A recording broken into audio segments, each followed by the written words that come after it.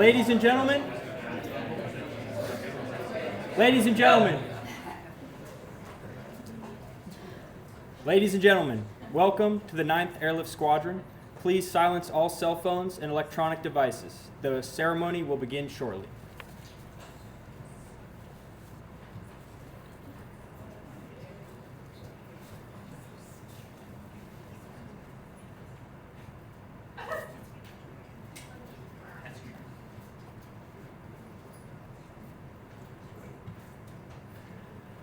Good morning. I'm Captain Weston Corbet, and on behalf of the 9th Airlift Squadron, I welcome you to today's retirement ceremony, honoring Major Curtis Billig after 20 years of faithful and dedicated service to the United States Air Force. Please rise for the arrival of the official party and remain standing for the playing of the national anthem and an invocation by Chaplain Gogan.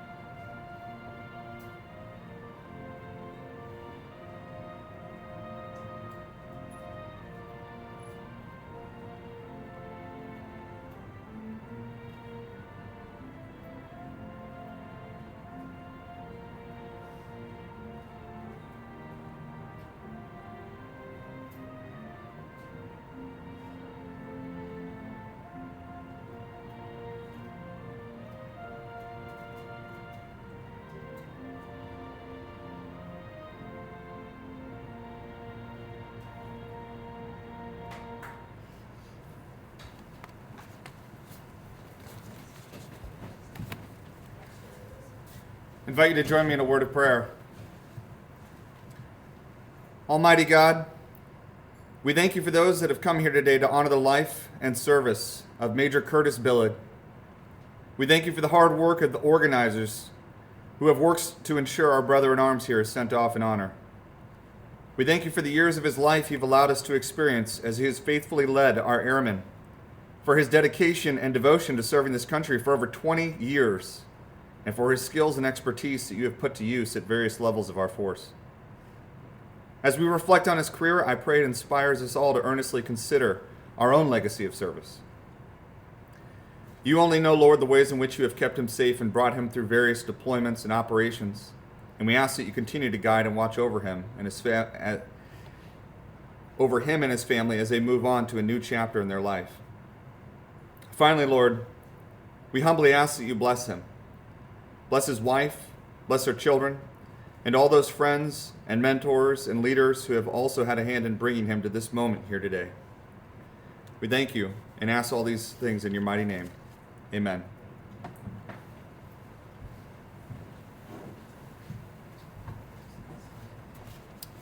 Thank you, Chaplain Gogan. Ladies and gentlemen, please be seated.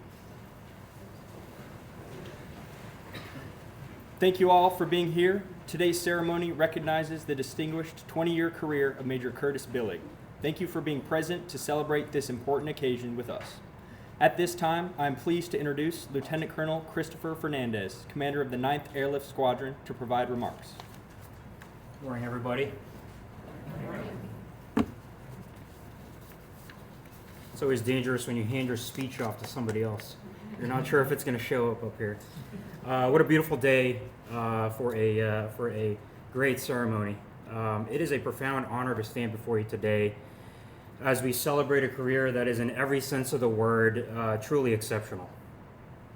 We are here to honor a husband, a father, a son, a leader, and an aviator, a man who has truly lived his life of service, Major Curtis Billig. Before we embark on a story of a 20-year journey, it's absolutely essential to first recognize the team that made it all possible. And by I mean When I mean team, I mean this side of the room right here up front, the family and the extended family, and quite a contingent you have here today. To his wife, Katie, hopefully I get these numbers right, otherwise I'm in trouble. You and Kurt have been together since 9th grade. That's a long time, wow. Together for 24 years, is that right? Married for 16. Round of applause for them.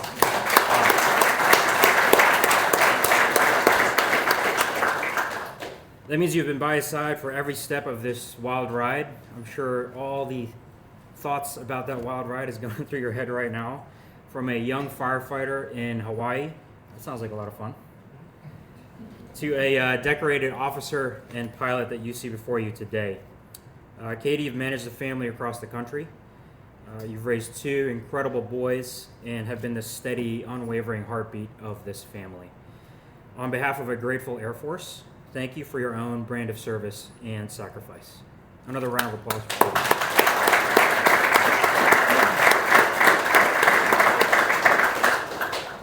To CJ and Ryan, your dad is a hero to many in this room, but we know he's your hero first. Thank you, truly, for sharing him with us. And to Kurt's parents, Howard and Linda, his sister Brittany, and your in-laws, Bill and Mary, the character and integrity of a man like Kurt are not accidents. They are forged by the love and guidance of a strong family. And thank you all for being here and for everything that you represent for Curtis. A round of applause for the family.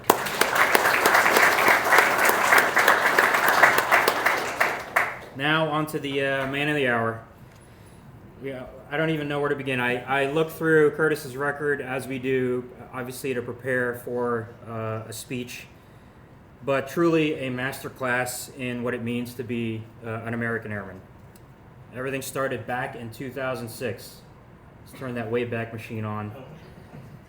When Curtis decided to join the Air Force, I don't know what you all were doing in 2006. I was I think I was causing trouble in college, for sure. But he enlisted on August 1st of that year, and you became an E2 upon graduation and with honors. So this would become a recurring theme for Curtis. He headed to Goodfellow Air Force Base, probably wondering what's at Goodfellow. Well, the Fire Academy. Is it still there? You know? Yes.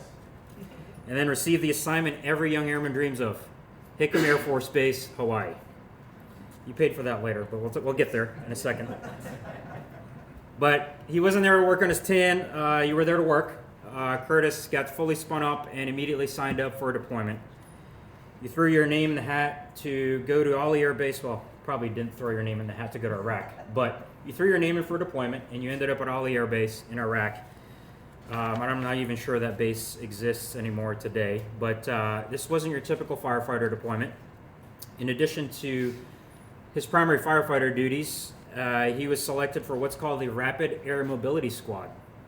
I guess that was your first exposure to air mobility, is my guess. This was a specialized team that basically got on Army Blackhawks into active combat zones to extricate wounded soldiers that had been hit by improvised explosive devices, or IEDs. So I want you guys to think about that for a second. Kind of immerse yourself as best you can in that environment. You've got a young firefighter, trained as a combat medic, flying on Army helicopters, probably 50 feet above the ground is my guess, to pull people out from the aftermath of IED attacks. You were qualified on many weapons. I'm going to fire them off. You were qualified on the M16, grenade launchers, the M249 Squad Automatic Weapon, or SAW. That sounds pretty awesome. And the 50 cal. I'm pretty sure that makes him the only C-5 pilot, that can land in crazy crosswinds, but also put down some suppressing fire if the ramp gets a little sticky. If that wasn't enough in your downtime, one of your performance reports said you had signed up to drive a dump truck to help the Red Horse Squadron. So for you guys who don't know, Red Horse is basically our special forces of the civil engineering world, and they basically are charged with opening and closing airfields and rapidly laying down concrete so that obviously aircraft can land on them. And those 2 aircraft were the P-3 and the Predator, both still in active service today. And you'll see that throughout the speech, this is the essence of Kurt. He sees a need, he fills it, no questions asked. And he's certainly been doing that through his time here, through your second time here with the Proud Pelicans. He then finally returned to Hawaii, to Hickam Air Force Base as a seasoned airman, and surprise, surprise, no surprise to anybody, you were selected for below the zone to senior airman. I think he could have ridden that wave, but he decided he needed a new challenge, so he moved into fire prevention. This is where the story gets real fun. He became an inspector, an investigator, and a public educator, and most famously, he spent a significant amount of time as Sparky the fire dog. Go ahead, you can pull out your phones and Google U.S. Air Force Sparky the fire dog and imagine Curtis in one of those costumes. I know I did yesterday. I could not find you in it. I guess there's no pictures of Sparky with his head off there. But I want you to picture this. You know, the same guy who was manning that 50 cal is now sweating it out in a furry costume, telling kids to stop, drop, and roll. You were so good at it, you were awarded the the Air Force's representative to the Geico Military Service Award. And what once was the Department of Defense, this was a DoD level award for fire prevention. In 2010, fast forward a little bit, he pinned on Staff Sergeant in 3.5 years. That's what we call min running it to Staff Sergeant. And you're immediately made a Station Chief. And this is where he paid for his Hickam Air Force Base assignment and got stationed to Laughlin Air Force Base in Texas. But you and your family grew to love Del Rio. As a crew chief, you responded to 2 off-base incidents, vehicle accidents, and you got to use the jaws of life to extricate 2 trapped victims and gave them immediate care. But the enlisted life, I guess, it wasn't fun enough for you. You decided to throw your name in the hat for OTS, or Officer Training School, and in 2013 he took the leap and was selected for OTS. You eventually commissioned as a second lieutenant and found yourself with a pilot slot. And guess where he found himself next? UPT, or undergraduate pilot training at Laughlin Air Force Base, Texas. And you did so well there, you were recognized as the outstanding second lieutenant in the class. I know how those awards go, so I'm wondering if that was just because you knew where all the good hot spots and bars were. That had to play a role there, right? Hey, LTs, over here. I went to UPT Columbus, so I don't know what's at Del Rio. Maybe a boat was involved. I don't know. After earning his wings, he came here to Dover to fly the Midas Super Galaxy, otherwise known as Fred. I'll let you ask Curtis what Fred stands for. Some profanities can be thrown around in there. His first performance report as a pilot set the tone. You were the Operations Group Junior CGO, Junior Company Grade Officer of the Quarter, which ranked him number 1 of 36 lieutenants here at the 9th Airlift Squadron that year. And he wasn't just a new lieutenant. Basically, you knew where all the problems in a squadron could be, found where all those problems were, and fixed a lot of broken processes, particularly in the readiness shop. Curtis did so well. You know what happens when you do a good job, right? Right? Guess what happened? He found himself working for the squadron commander at the time. And I won't throw the name out, but that squadron commander is now the vice director of athletics at the Air Force Academy, and was the wing commander here as well. I see Kayla knows. As an aircraft commander in the C5, he cemented his reputation for being cool under pressure. So I'll say it again, cool under pressure. When I think of Curtis, and I'm going to be completely upfront, give you a peek behind the curtain. Not all my pilots are cool under pressure. A lot of them have to grow into that role. I knew I had to grow into that role when I was a young officer. But truly, your performance reports read like a Hollywood script. And you'll see this across many of our aircrew. You handle multiple in-flight nose landing gear failures. You weren't with Brady on any of those, were you? One time. Okay. You skillfully managed a critical avionics failure over the Pacific. Did you guys divert to Hickam by chance? Back to Guam? Yep. All right, just not as good, but pretty good. And your performance report said he saved a $269 million aircraft. With a little bit of inflation, that aircraft is now worth $308 million for you taxpayers in the room. He then led a short humanitarian mission to Puerto Rico. Hurricanes go through there, frequently, every other year or so, I want to say. And you delivered hundreds of thousands of supplies to the stricken islands. In 1 year, he flew over 400 hours with over 50 of them in combat and delivered nearly 4 million pounds of cargo to the various combatant commanders in the theater.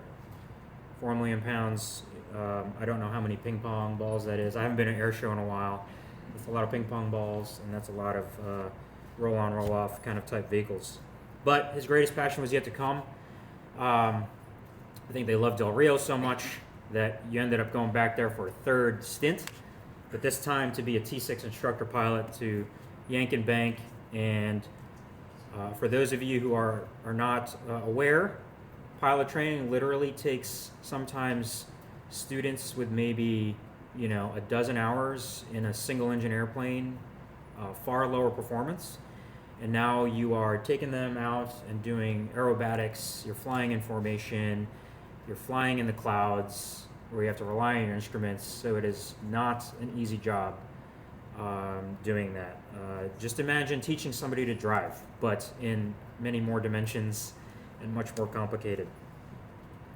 As an instructor pilot, he was absolutely phenomenal. He became the flight commander, which as a flight commander you oversee dozens of personnel. And then he became what's called the Chief of Standardization and Evaluation. So those are the folks that basically call the balls and strikes when the student pilots are about ready to graduate. They're on their last ride, and it's up to Kurt and his team to basically sign them off to come here and fly the C5.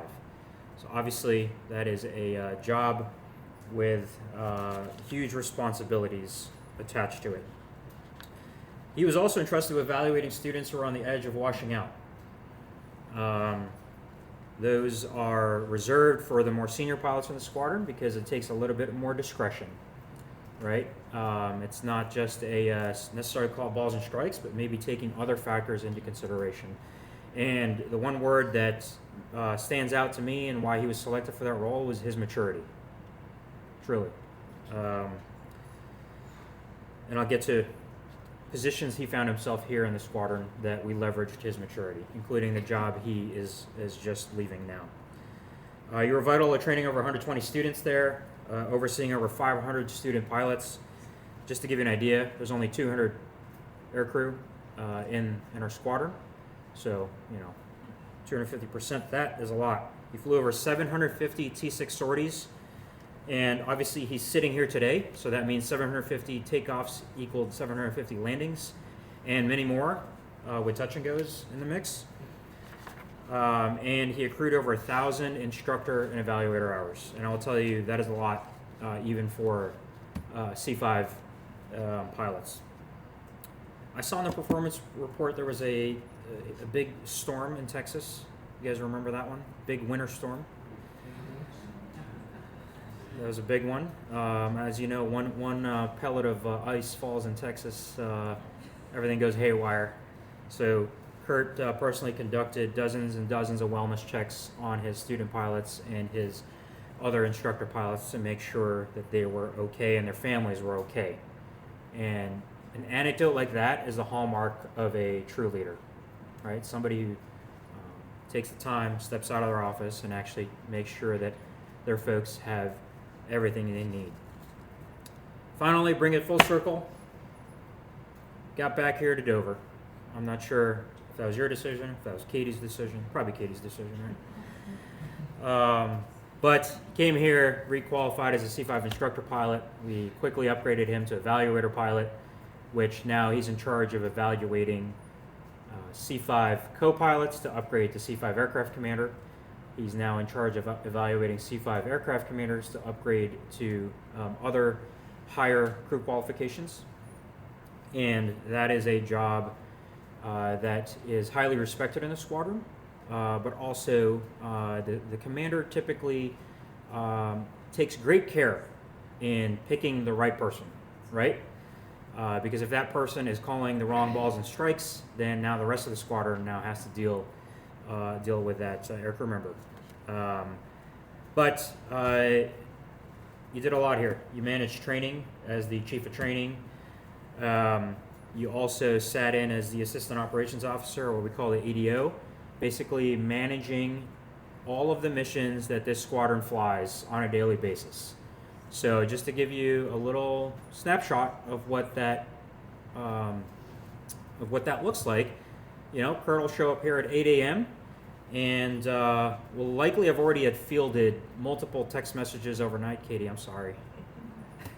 Sorry for all these dings on the phone that Kurt held in the last few years. But basically, he's the pinpoint for all of my young, aircraft commanders that are on the road because they don't have the answers to everything. Well, Kurt probably has the answer to most of them, and if he doesn't, he knows who to reach out to.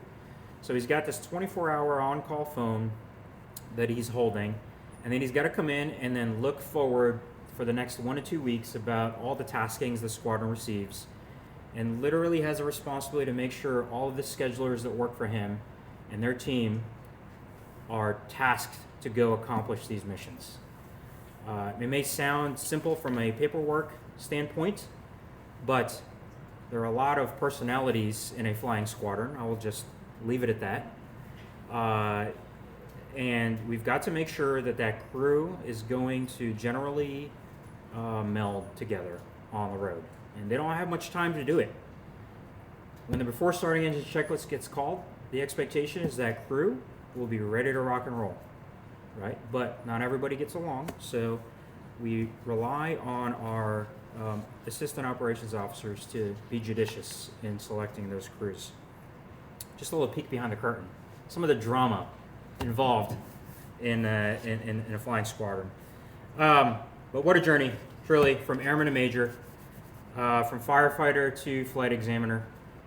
And you've served with honor in every capacity. You've flown over, 3,200 hours now? And over 1,000 of those instructor, evaluator hours, and you've left a truly indelible mark on hundreds, if not thousands, of airmen when we go back the full 20 years. But the most important logbook you ever kept had nothing to do with flying hours. It's the one that marks the 16 years of marriage to you, Katie, the childhoods of both CJ and Ryan, and all the family members and extended family that Curtis's time in service has touched. Through everything, the family, you've been his true north. And another round of applause, please, for the family.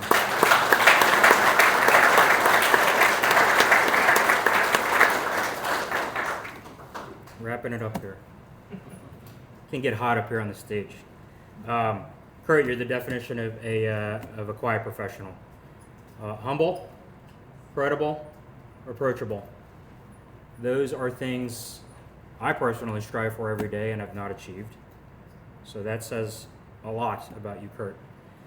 You have reached that point. You've left behind a legacy of excellence that will inspire generations of airmen to come. And you have earned this retirement and so much more, particularly your DD-214, which do you have it in hand yet? It has been a distinct honor to serve with you. Thank you for your service. On behalf of a grateful nation, congratulations and Godspeed.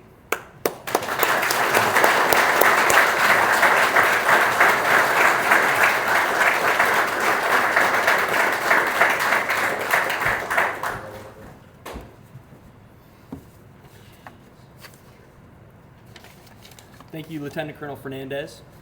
Now, I invite Lieutenant Colonel Fernandez and Major Billig to please join us front and center for the presentation of the Meritorious Service Medal and publishing of the Retirement Order.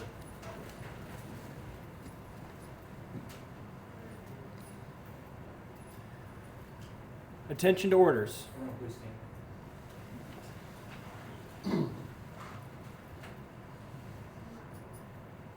Attention to orders. This is to certify that the Meritorious Service Medal, 2nd Oak Leaf Cluster, is awarded to Major Curtis D. Billig for meritorious service 15 June 2023 to 31 August 2026. Major Curtis D. Billig distinguished himself in the performance of outstanding service to the United States as Chief Pilot and C-5M Flight Evaluator Aircraft Commander, while assigned to the 9th Airlift Squadron, 436 Operations Group, 436 Airlift Wing, Dover Air Force Base, Delaware. During this period, Major Billig directed 277 operational missions and 134 training sorties, totaling 3,780 flight hours. Additionally, he managed a $38.9 million flying hour program supporting worldwide mobility operations across 3 combatant commands, ensuring the combat readiness of nearly half the active duty C-5M force. Moreover, as Chief of Training, Major Billig scheduled and managed 34 initial aircrew qualifications and 64 upgrades, while directing recurrent training for 196 aviators. Finally, as an evaluator and instructor pilot, he commanded 146 sorties, amassing 552 flight hours, directly validating upgrade training of 68 C-5M pilots and 6 squadron training programs. The singularly distinctive accomplishments of Major Billig culminate in a long and distinguished career in the service of this country and reflect great credit upon himself and the United States Air Force.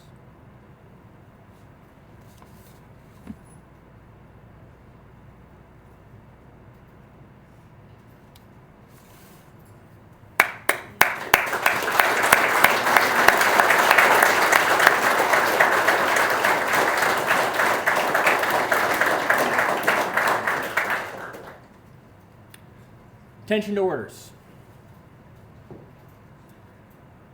Major Curtis Daniel Billig, effective 31 August 2026. You are relieved from active duty from the 9th Airlift Squadron, 436 Operations Group, 436 Airlift Wing, Dover Air Force Base, Delaware. Retired effective 1 September 2026 in the grade of Major by order of the Secretary of the Air Force.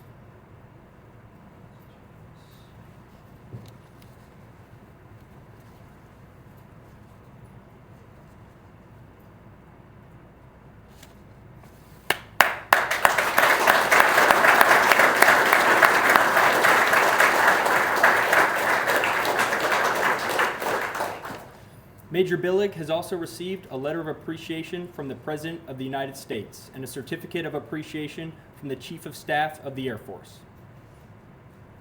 We now invite Mrs. Katie Billig to the stage as Lieutenant Colonel Fernandez presents a certificate of appreciation.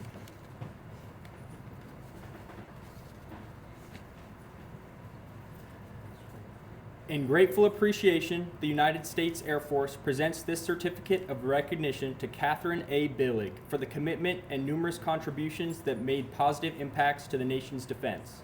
Thank you for the support which gave strength and purpose to your spouse's service.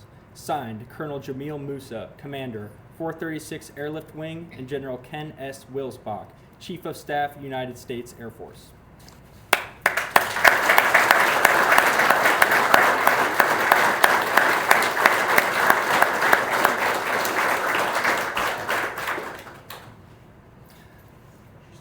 We will now take a moment to present gifts from the squadron to Major Billig and his family.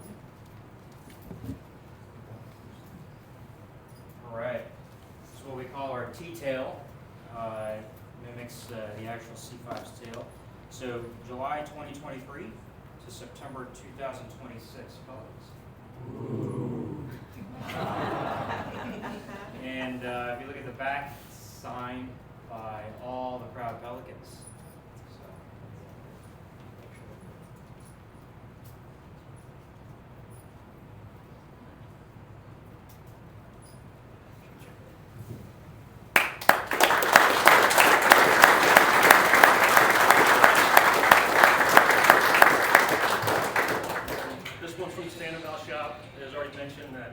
Evaluator, the highest level of C-5 pilot you can be, just something to take with you. We couldn't find a Santa Claus, so that's what we got.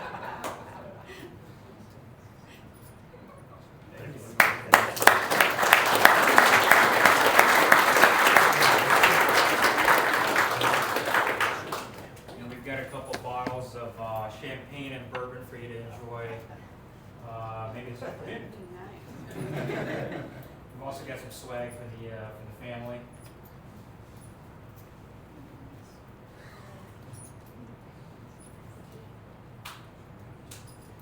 All right.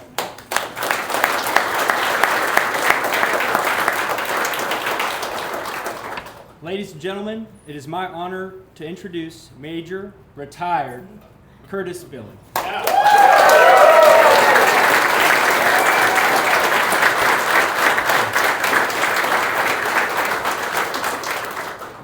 Thank you.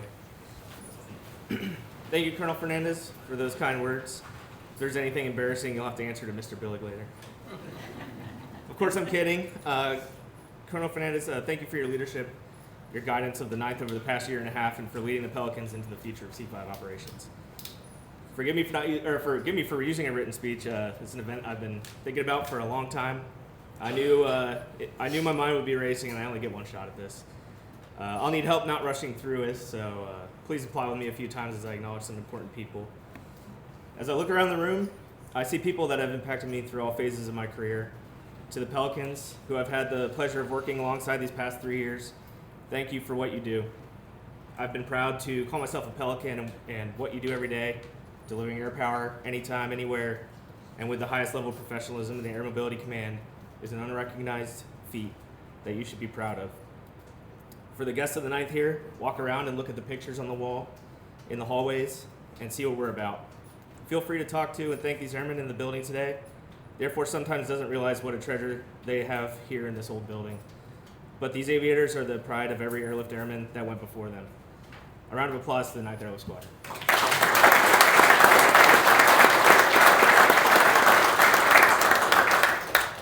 I recognize some faces in the room too who knew me as my previous stint as a second lieutenant here in the 9th, and I'm sorry.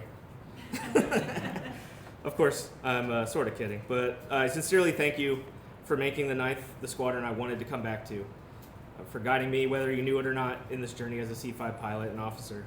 Thank you.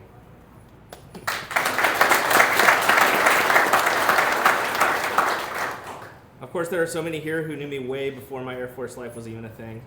Although I'm sure they would say they knew I was destined for it. To all my extended family, thank you for making the trip to see me today. Your support over the years means so much to me, and I wouldn't be up here today without you.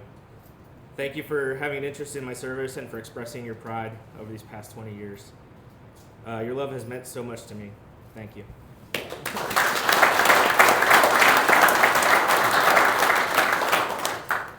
To my in-laws, Bill, Mary, Paul, Sabrina, Savannah, and Christopher, thank you for your sacrifice in allowing Katie to follow me and bounce between Texas and here a few times over the past 16 years.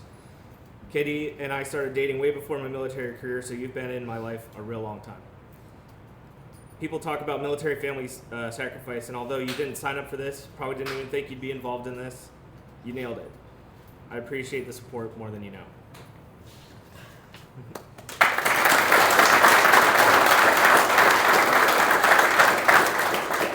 Mom, Dad, Brittany and your family, John, Nora, Dominic, and Caroline.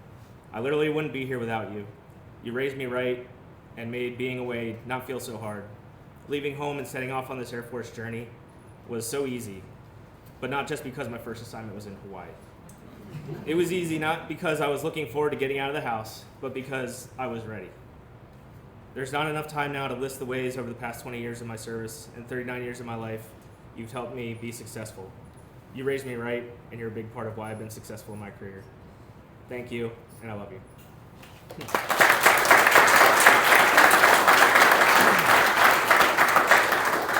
Curtis and Ryan, you had the biggest sacrifice of all. The uncertainty of deployments, days away, missions, training, all of it. You didn't choose this way of life, but you did an excellent job. It's tough to move every few years, to see friends leave so often, and to know how dangerous of a job this can be for us. You did all this with absolute resilience. You never whined, cried, or felt victimized by it. I know you understand the meaning of sacrifice and patriotism, and I hope you truly appreciate the gift of freedom that you have as Americans and the importance of defending it. I couldn't ask for better sons. I love you and I'm proud of you.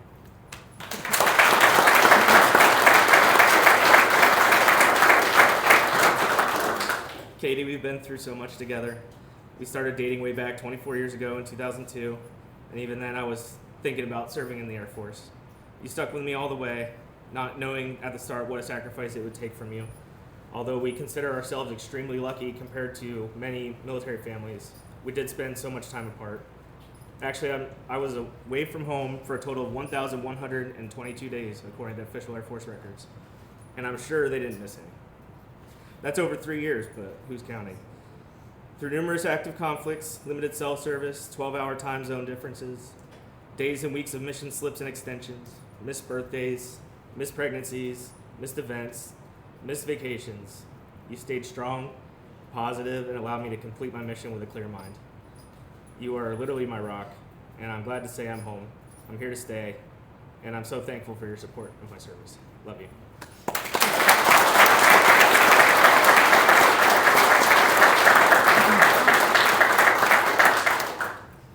I want to drive home to everyone here today that I really only deserve a high five or a handshake. My family deserves a long hug. It's a quiet sacrifice that my kids were born into and Katie married into, though at the time maybe didn't understand the amount of sacrifice involved that goes unrecognized.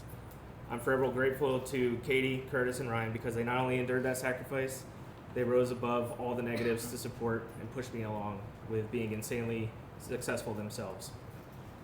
Thank you, and I love you.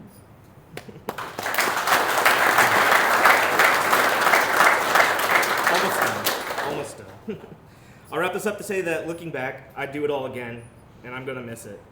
I'll miss the people, the way I feel like I'm going to work with family every day, the way I know the men and women next to me would have my back just as much as I'd have theirs. I miss the missions, exploring the world, suffering at the hands of TACC, or rising above to get the mission done, regardless of how many obstacles they throw our way. I joined the Air Force to do my part in making this country the great one that it is. The Air Force gave me a purpose, a family, and memories that will last a lifetime. To the young Pelicans here, I hope you recognize how awesome it is to be here. I'm proud to leave the mission in your hands. You make me proud every day. Keep looking out for each other, keep setting the standard high, and keep making your country and us proud. Thank you.